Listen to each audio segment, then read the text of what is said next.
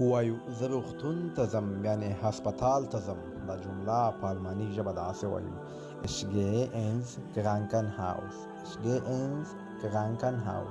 Krankenhaus هم ده، Krankenhaus هم ده، اغ اواز هم ورکوي او ار اواز هم ورکوي دلته. او که چېرته وایو زه په روغتون کې انتظار کوم یعنې په هسپتال کې انتظار کوم، الله دې موږ او تاسو له هسپتال څخه وساتي. دا جمله په الماني ژبه داسې وایو: Ich warte im Krankenhaus. Ich warte im Krankenhaus. او دوستانو که موږ په الماني ژبه وایو زه روغتون کې یم، مطلب هلته یو، زه روغتون کې یم. دا جمله په الماني ژبه څنګه وایو تاسو یې په کمنټ کې ولیکئ.